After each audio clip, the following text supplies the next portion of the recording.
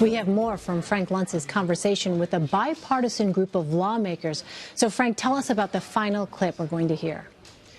Well, this is why I do what I do, and this is what I tried to bring to CBS. An effort to tell the truth about what's really happening in America from those who are either experiencing it or from those who are participants in it. And this is an example of members of Congress being as candid and honest as I have ever seen in the 25 years that I've been working at this. These are members who are frustrated with what's happening and dedicated to the people who elected them. Whether you are Republican or Democrat, I think this will move you. Let's take a look. Does America get the Congress they deserve? No, they don't.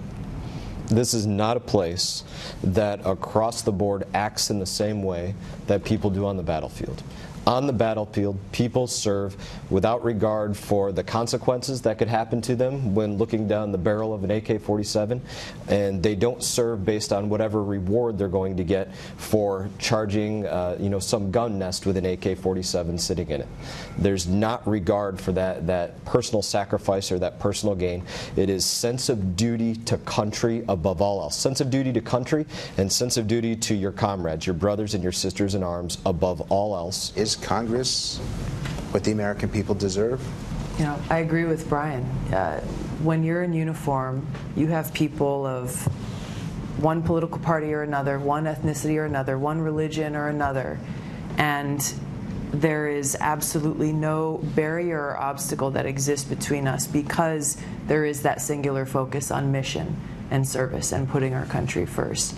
And that's what all of us were sent here to do. But the reality of it is, we should have the mindset, it's we, the nation, before me, the partisan.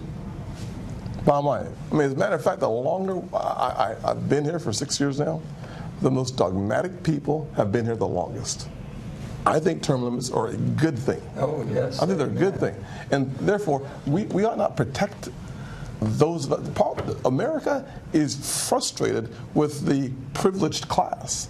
If our goal is just to protect each other who are here, it's the wrong goal. The goal is to protect the American people. We have to stop focusing and letting fear and hatred divide us, and we need to focus on what unites us. We're all here because we love our country, and I do believe in this room we are committed to working together. We got to lose the talking points, and each of us take responsibility for toning down the rhetoric, toning down the demonization. Yeah, I apologize every time I go home. People say, "Hey Joe, you don't know how bad it looks," and we're watching television and what's going on in Washington. I said, you think it looks bad from the comfort of your living room? Try it from my seat. And it's just, we're not any happier than they are. I apologize. We are better than this. On the battlefield, what allows me to say I have zero regrets, and every other service member that I know to say they have zero regrets, is that we serve something bigger than ourselves as individuals. That's what makes everything, any sacrifice that we have to incur, that's what makes it worth it, that we did it for something bigger than ourselves. And if we can do everything we do here for something bigger, this country, then we're going to win. Really profound exchange there, Frank.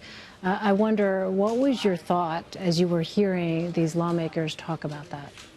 That I have to bring this to the American people. I have to find a way, and this is the source to do it, that it's my responsibility to let the public know that there are these servants of the people who understand what their responsibilities are, acknowledge their weaknesses and their failures, and are trying to do this on behalf of the constituents they represent and the country that they represent. Look, I mean, this has been very hard for me over the last year to listen to the negativity and the divisiveness.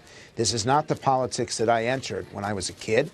This is not the politics I want to participate in over the last 25 years, and it got worse and worse. I walked out of that room feeling great. I walked out of that room believing that just maybe if we can take people like me, people like you, all of us out of this and let these representatives sit and debate the way our founding fathers did, debate the principles and the philosophy of this, that there is more that brings us together than pulls us apart. I realize that that's not a popular thing to say right now, that Congress has about a 15% job approval rating. But I see the potential. I know what they can do.